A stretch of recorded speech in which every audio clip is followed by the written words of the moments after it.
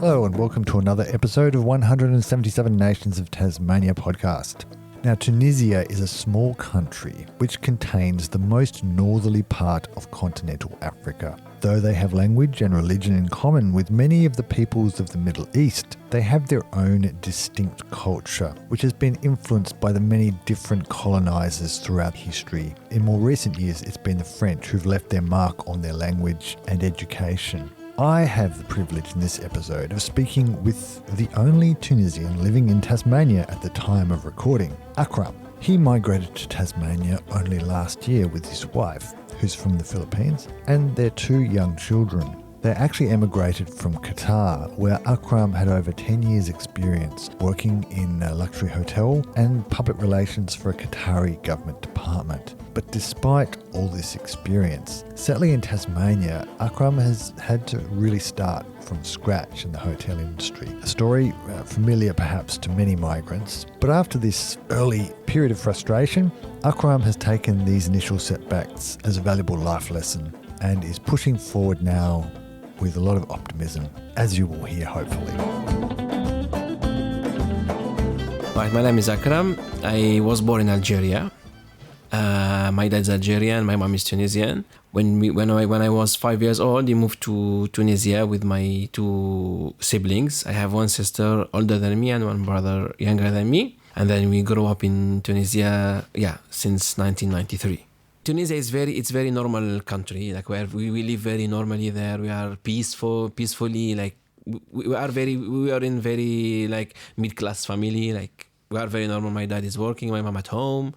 We are three of us studying in government school. They were the best schools that time. Like on weekend, sometimes like we woke up late, we go see our friends, or sometimes if there is any occasion, if there is any festives, we will be all together, the family all together. And it was like a normal childhood between my families and my family and my brother and sister, and the expanded family with the cousins and. Extended family is very important in Mediterranean countries, Middle Eastern countries and all that. Yeah, that's true. You should, if there is any festive season, if it's Ramadan or it's Eid, we have Eid al-Fitr and Eid al-Adha. Like this is something we should visit our family and they will come to visit us. Like the expanded family is something important. It's like you should keep the ties there. You cannot ignore or will not visit. Tell me, what did your family do? What did your father and mother do? Okay, my dad was working in a printing company there in Tunisia. My mom was a housewife, full housewife. She never worked. She really took care of us.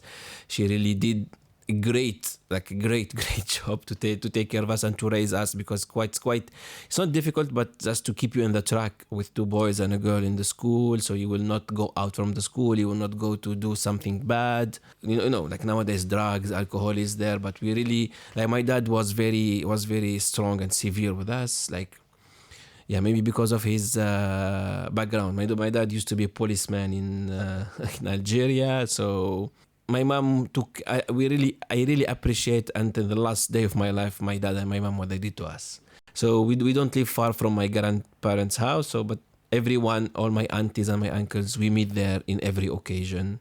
When we moved to Tunisia in 1993, I think I attended all my aunties' weddings, three of them. Okay. So we were, because they're still young when we moved, so they didn't get married yet. So I remember we attended the three weddings of my three aunties. It was really nice. Maybe that's experience. Now I can remember. That's maybe my biggest memories when we had three weddings in one house. So it's really right. I mean, not the same time, like but it's wedding in Tunisia, it's like it takes 7 days. Right. Yeah, it's like a big preparation. Like everyone will be running here and there, preparing things. It's you need to clean the house from up and down. There is a lot of preparation in Tunisian in our tradition wedding. Yeah. And Is it like a really big occasion with a lot of people invited? Yes, yeah. It's as I said, it's 7 days. They call it 7 days because the wedding will be like since will start from day one. There is dinner for the lady and dinner for the man. So the man will come to the dinner of the lady, and then the lady will do her night, and then the man will do his night, and then there is like a break for 2 or 3 nights, and then the big day is the wedding day. So they will rent a big hall. There will be catering, there will be a band, there will be musicians, and it will be like 4 hours night, like from 9 till 1 a.m., 12 a.m., yeah. What happens in the wedding ceremony? Yeah, people will be like some people they will be eating, and then they will go inside the hall. There will be some drinks like soft drinks or juices, and there is some sweets like the Arabic sweets, and then people will be dancing and then taking picture, and the bride and the groom they will be dancing also in the stage, going back, sit down again. It's like back and forth for 4 hours. It's really big.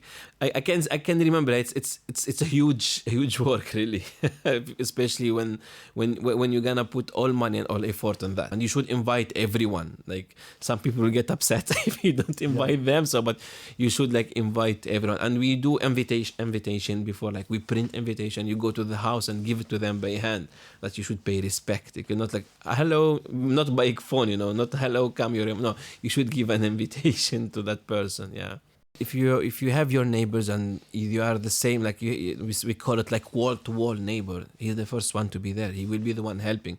And some neighbors, they will open their houses also if you want to cook in their houses, or you want to sleep in their houses. So we do it. It's really like that. So you will see people that the close people and the far family. If you see them once in a year. So it's like an occasion to see everyone. And to get in touch with everyone. So it sounds like there was a very strong sense of community for you growing up. Yes. Like Mark, honestly, before this technology comes, like there is a lot of the community is very strong and it's very wide. Like I can remember, like for example, my mom's side, they are nine siblings from my mom's side. Imagine all of them in one house. And sometimes, with their kids, we are all together. We play, we enjoy. Like maybe I don't know. Maybe I'm an old person, but I like it before. The community is very strong, and we are all tied together. Unlike now, Facebook and things, everyone in his house. If you want to call someone, just video call him, and that's it. As I said again, Tunisia is a very traditional country. School is number one. If you are out of the school, you are not a good person. That's how family sees. You need to finish your school. You need to finish your bachelor degree. You need to finish your high school degree, not bachelor degree. Like they call it in French baccalaureate. It's when you reach 18, you should finish that, and then you should go to the university. So school for school, you should finish your school. Like there is no way. In my mom and all of our family, like school is something we cannot discuss, we cannot talk about it. Finish your school and then let's see. Take your diploma and let's see. I remember when I took my diploma, there is one opportunity to work in Dubai, in a sales shop. I wanted to go there. I wanted to stop and go. My mom said no. Finish your. At that time, I graduated. It was 19. Not 19. It was 2003. I graduated, and then when I was 18, I wanted to go to Middle East. So I don't finish first and then we'll talk about it. So I didn't go. Yeah. And so when you were at school, like, did you have any goal or ambition of where you wanted to go at the end? Yeah. Since I was young, I wanted to be a doctor. I wanted to be in the medical field, but I was in the middle. When you go to the medical university or you wanna proceed medical studies, it's quite high, and it's quite difficult in Tunisia. You should have really high scores to go there. Tunisia was one of the best education system in North Africa. One of the best, Tunisia, because we have universities, like they are known in France and they are known in other countries, So, but nothing happened. But I found myself that I'm good in sales. I'm good in talking. I'm good in customer service. Okay. So yeah, I had my bachelor in economics and management, and then the master degree was in entrepreneurial engineering. So it's everything related with sales, marketing, things. So God is good. So maybe I will not be good in medical. So that's why I went. I found myself good in other field. How did you find out that you were good in that area, and that medicine wasn't an option? So there is some point I was working and studying. Okay, so because I grew up, so I need to have some income. So I will my expenses get higher, so my dad will not give me all my expenses. So somehow I need to work. So I remember I went when I studied business English. So I wanted to work in hotel. No, not to work. I wanted to have a traineeship in hotel. I went to this hotel and I applied, and they accepted me for traineeship. So my traineeship should last only 1 month. It was summer, because summer is our peak season, high season, the tourists and things. So they offered me another month. So I stayed another month there. So I like it. It was like my destiny took me there. So I found myself, I'm good in interacting with people. I'm good in I even improve my English, because it was 5-star hotels. They have people from all over the world. So it was nice. So I found myself good. So when I graduated from business English, I went back to that hotel to take my certificate of traineeship. So to add it in my CV. So they offered me a job. They told me, okay, we have a position open. You want to join? I said, why not? You see how I think. After 1 year, I went back to take that certificate. They told me, we have an open position. Do you want to join? I said, of course. I'm fresh graduate. I want to work. No one will have this opportunity, right? I remember I started working with them 2009 until 2012. And then when I started my master degree 2010, I moved to part-time. So I found myself nice in customer service and this. So it stayed there. And so what was your role at the hotel? I was in operator, and then in reception. And then I used to work night shifts also. And then from the hotel, when 2011 things happened, so there is no tourism at all, there is nothing. So I moved to the golf course. It's a part of the hotel also, in the reception. So I used to know I know how to play golf also. Okay. It's a nice game, yeah. And I should just to clarify for context, when you say when things happened, that was to do with the revolution in the Arab Spring. They call it Arab Spring, yeah. So of course everything the hotel cannot have customers anymore, so they cannot pay anything. So maybe I'm blessed. I moved there to the golf course. So did you know golf before then? No, never. I know that we have a golf course part of our hotel, but I never visit. I never knew how to play it. But it's, again, I'm blessed. So I was working there in the reception there. So I learned how to play golf. I know even the names, like the technique of golf. Yeah. Okay, my master degree was in the number 1 high school in Tunisia. Again, I'm blessed, Mark. Believe me, because no one can enter there.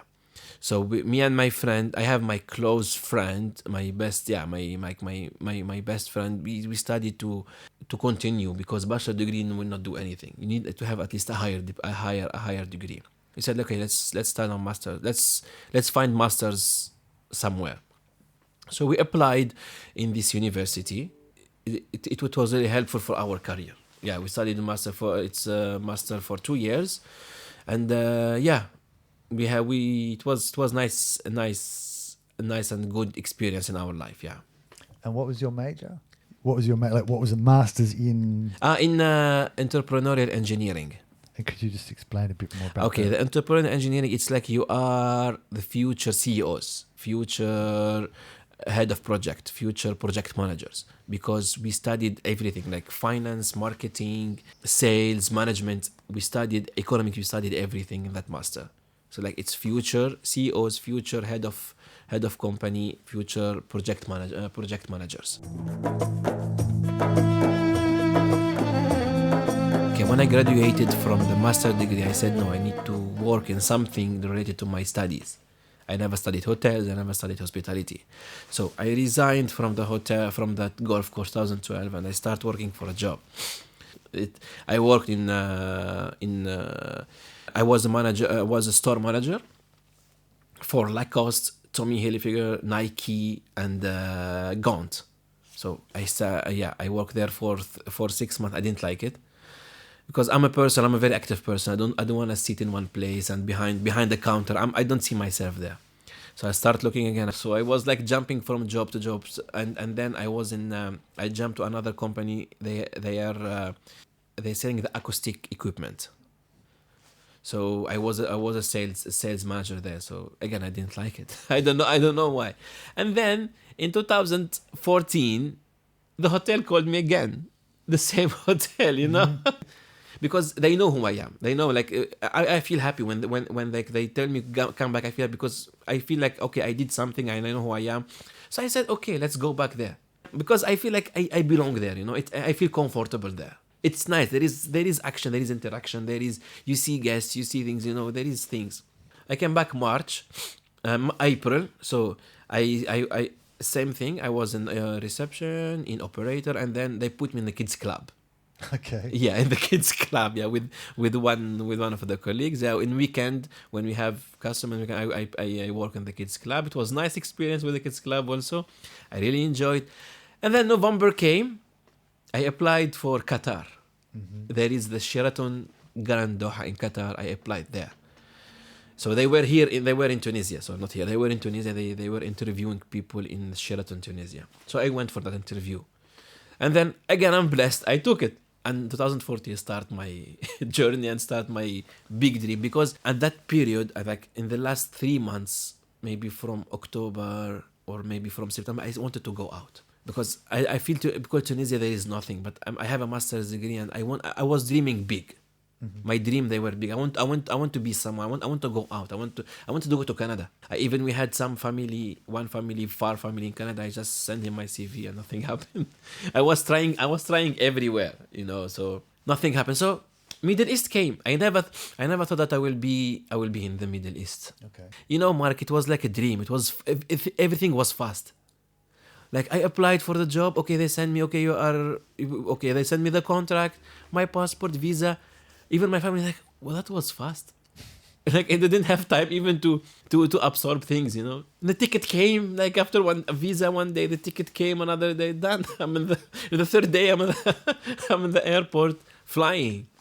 Wow, that's maybe one of the biggest moments also in my life. Mm-hmm. Because I saw my mom crying that day. So, and then started the journey in Qatar 2014 for 10 years. So, in Qatar, I'm very blessed again, and I thank Qatar. I grew up there. I knew many people there who came in my way, who helped me throughout my career. Qatar is a nice country, and if you know how to live there, it's really nice and you can grow.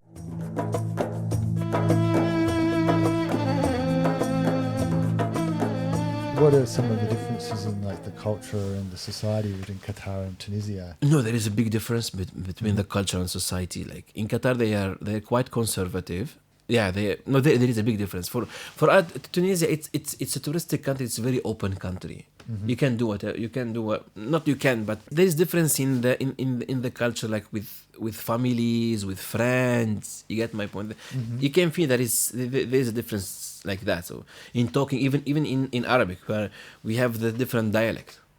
Yeah, we are not the same, like the tradition things. Families. There is quite difference. So in that hotel, I stayed there almost 6 years. In that hotel, I grew throughout there. From front office, I was a groups coordinator, and then I was in the sales. That's how I went. And then the last 3 years in Qatar, I moved to the government. Mm-hmm. I was working with the Department of Home Affairs, like they call it their Ministry of Interior. So I worked with them for 3 years. It was the best experience in my life also. So yeah. Maybe I need to go back again. So I knew my wife in the hotel. My wife was the graphic designer in that hotel. This is the hotel in Qatar? In Qatar, yeah. Okay. So my wife is from Philippines. So I never thought in my life that I will be with someone else rather than Tunisian. Again, it's destiny and it's blessing from God. So I knew her when I got promoted to sales and marketing. So I knew her there. She was a graphic designer. So we started talking. We went out for a couple of dates. And then after 1 year, we went vacation together. We went to her home, Philippines. And then from her home, we went to Tunisia. Because, you need the approval of your mom. You cannot take like that. Middle East, or maybe for us, we need the approval of the mom. You cannot, okay, I'm marrying. No, she need to see it, and she need to see her, and she need to see how she, you need that stamp approved. Okay, approved, you can get married. So then we went there, and then after 1 year we got married. So, and then, we start our journey together. So her brother was in Qatar also. And then 2017, when we got married, after 2 months, he already got his visa to Australia. He moved to Australia in 2017, her brother in Sydney. So me and her were sitting like, why we don't do that? Mm-hmm. Why we don't apply for Australia? Like, I think why we don't apply for Australia? I said, okay, let's try. So we start our journey from 2017 to apply for the visa, because there is a lot of process, there is a lot of paperwork to prepare and things. And we are blessed, and we got it in our son's birthday. Imagine you are granted with a visa in your son's birthday. We were shocked. We are preparing for his birthday, going out, and suddenly the visa came in the morning. It was good news. So and then we start planning when we're gonna move here. So we received the visa in January 2023. So we said, let's move. So we need to move because it's done. So we start coming here. We start fixing ourselves. I need to resign. We need to clear our things there in Qatar and things. And then we came here.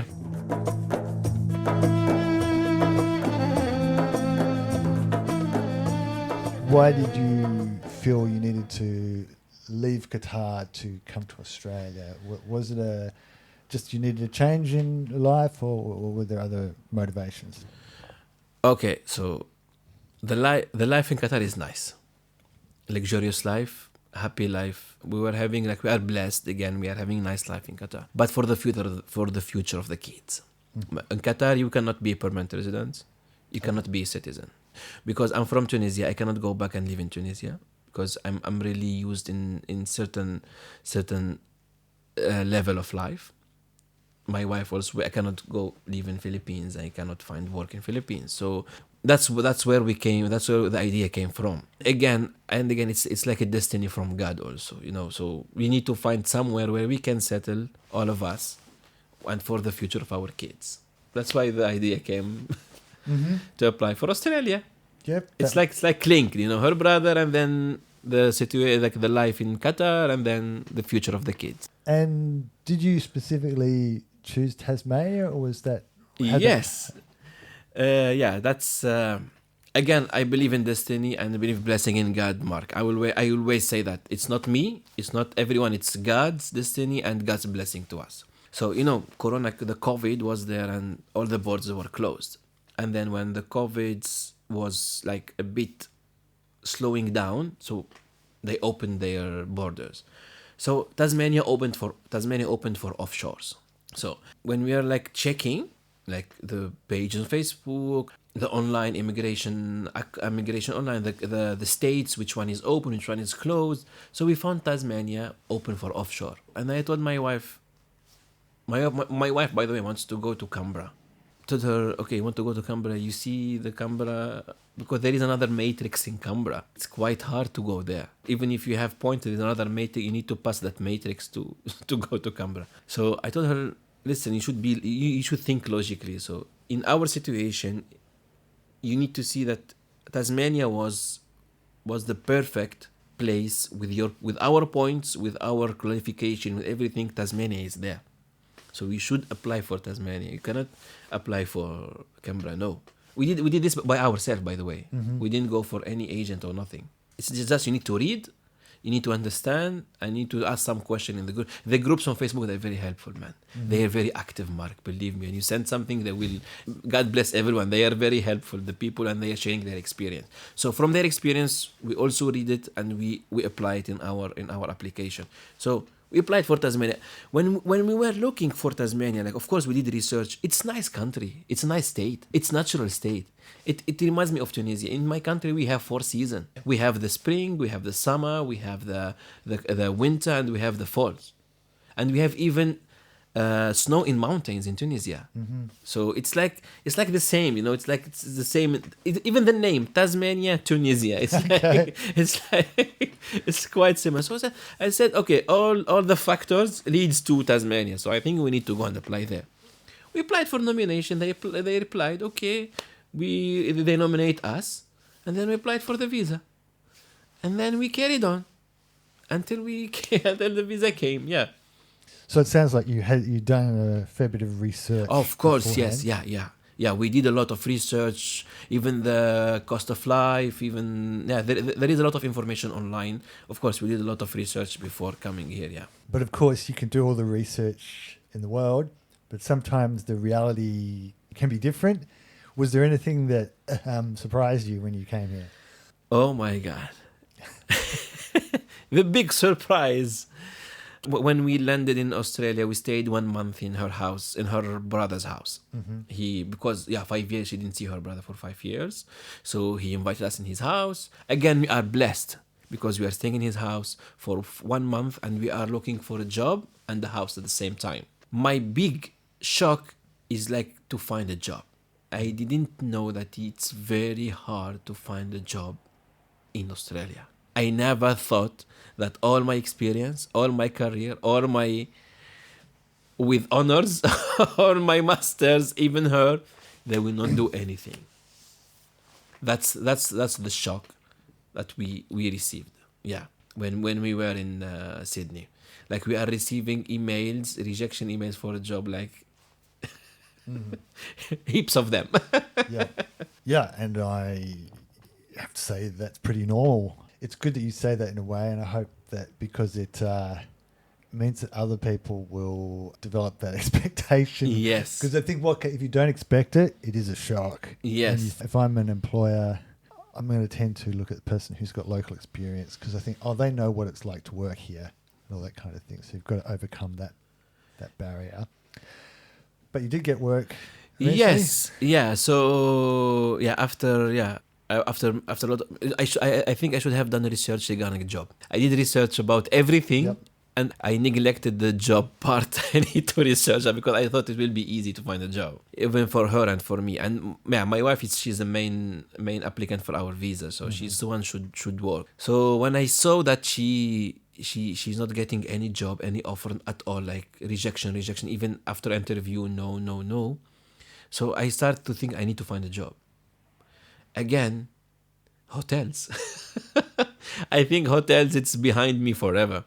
So I start applying for hotel. No, I didn't apply for hotels. I started applying for like sales, for customer service, here in banks, in companies, but I didn't apply for hotels.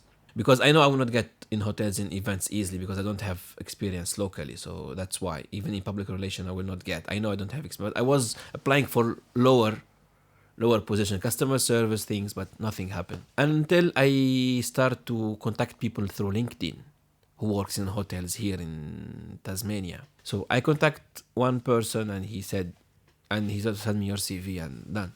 I did the interview and I got it in the first job hotel here. It was, the thing also, Mark, what frustrated me, I starting over my career. Imagine I have 13 years or 14 years now career. You need to start again over. It's like you're gonna erase that 14 years and go back again from scratch, which is I didn't like it at all. I didn't accept it. Like my mind and my personality, my ego, it was touched, and I didn't accept that. So I was really frustrated. I was working and frustrated because I need to start again from front office where I started in 2014. So, and then I was frustrated and the things didn't go well in my first job. It was kind of, I had some, my colleagues, they weren't nice to me because a lot of things. Yeah. There is a lot of things behind that. So, yeah. And then I moved on after 6 months to another hotel Yeah, imagine. I was happy to work there, but when I saw, that's the thing. Like, it was a lot of negativity. I was negative toward myself. Why I didn't find job, and then my ego was touched. Going back again over. No, guys, I don't deserve that. And then the people how they treating me at work.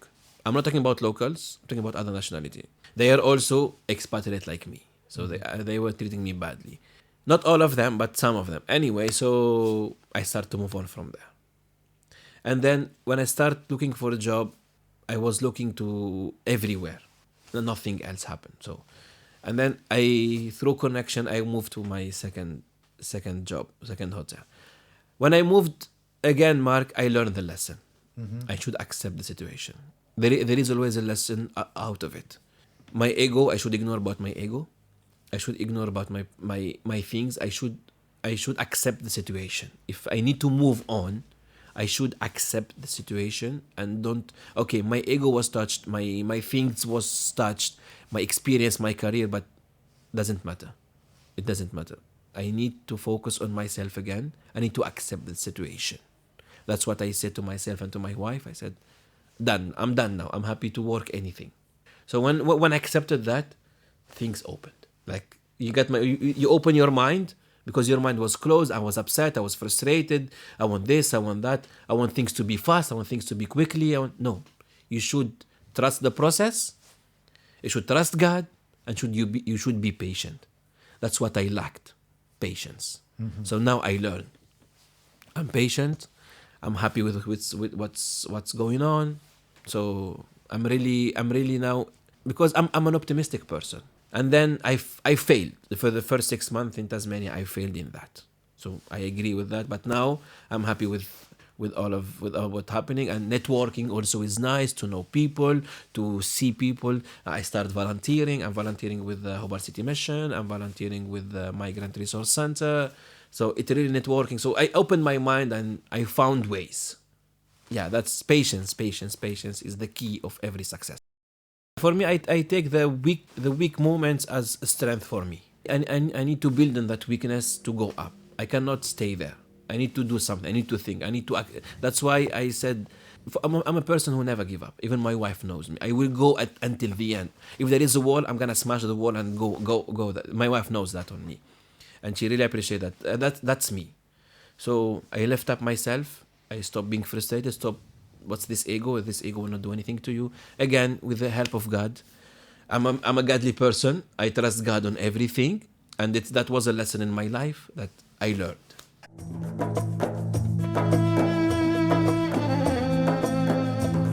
And last year it was the diverse leadership program. I applied for that.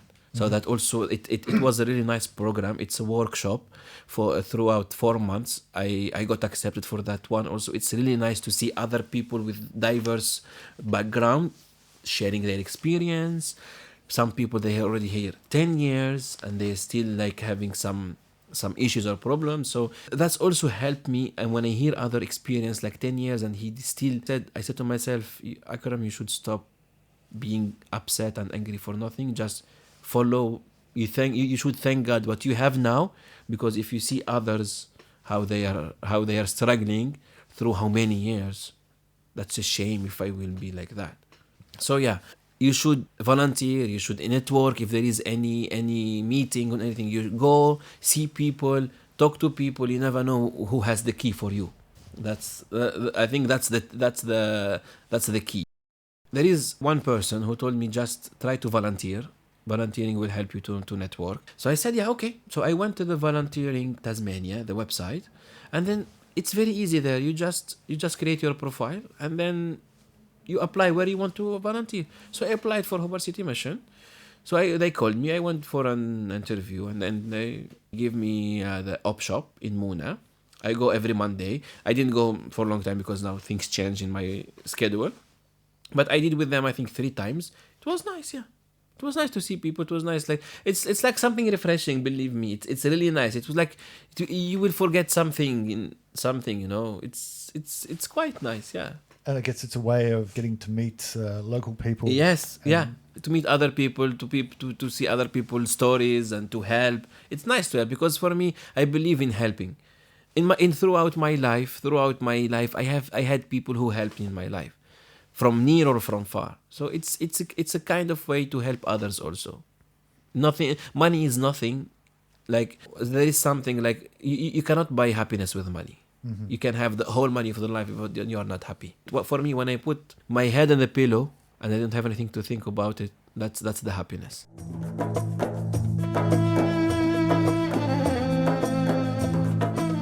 When you first arrived here, what were some of your first impressions? Okay, it's very an old city. I hope it's no one will get offended. It's a nice city. The impression it's like nice, like it's small, old. Because I in Qatar, like in Middle East, is like big highways, big cars, big buildings, high buildings, big hotels. Everything is big and high and luxurious. Here it's like very simple, very normal. It's like a cozy city, you know. Again, it's like it's very near, like it was nice. Something that my eyes didn't see for a long time. You get my point? It's like the green everywhere, like trees, animals, wild animals, like respect wild animals. It's something for me, something new that I didn't see it for a long time. Because I go to vacation in my country. It was only 1 month. It's summer, but leaving something like this, seeing the clouds, seeing the last year we saw the snow in the Mount Wellington. We saw the cold, -1, 0. That's something really was exciting for us. It wasn't bad, it was exciting for us, yeah. It was something exciting, but we miss, for me, maybe I missed that a long time. I didn't see that, yeah. That, especially rain and things, yeah. I love walking in the rain. I walk in the rain, I don't have any problem. Yeah. And how old are your children? I have nearly 3 next month and 5. The one 5 years, he's in Kenya. And how are they getting on with being in a new place now? Oh yeah, my elder son, he's enjoying school. He's really excited to go every day to school. Even their accent change, man. It doesn't take very long. Yeah. Even the 3 years old man, sometimes I don't understand. Like he's like, he's acting Aussie sometimes. You know, he's acting Tasmanian. Like, okay, guys, because of they hearing people and they're watching the cartoon and things. That's especially my elder. Sometimes his accent is like he says the English, the Australian English words. Wow, I said that's fast. Just in a few years' time, they'll be making fun of your accent. Yes, yes, sometimes he's. I think last 3 months he corrected me. Yeah, I remember he corrected me. Yes, yeah. Wow, he's starting. He's starting already. Yeah, he corrected me. Yeah, one word. I said, no, Daddy, it's like this. Me and my wife like, oh. Prepare yourself. Oh, well, I suppose it's good that he's developed that kind of confidence. Yeah, that's true. But so do you speak English to them at home, or do you speak different languages? I speak English because me and my wife, we speak English at home. But they understand some Arabic words. Like when I say some Arabic words, they understand. I want them to learn Arabic because it's a plus. When we were in Qatar, he was in Kindi also in Qatar before we moved here. They used to teach him French, English, and Arabic there. Letters and numbers, but he quite forget it. But I'm trying to always remind him with that, so he can keep it. It's a plus for him. It's like a plus in his future.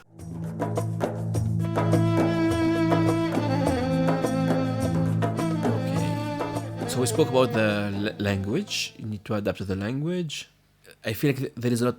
People here are free to do whatever they want.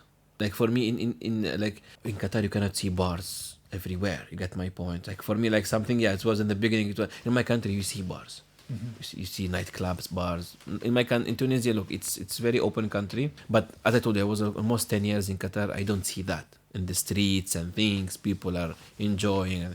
That's somehow the thing like that. Yeah, I just want to say the right word, like the way of life. Yeah, people here like open, do whatever you want, you know, just wear whatever you want to wear, do whatever you want. That's the thing that, but I'm fine with that, you know. It took me just time to see it. That's it. Yeah, my eyes to see that.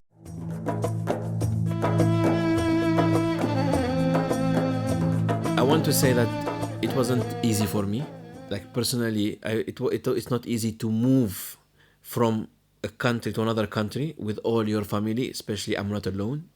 We had sometimes, me and my wife, did we do the right decision? Why we are here? we had some in the first months we had some questions because things didn't go what we want. So we said, let's be patient.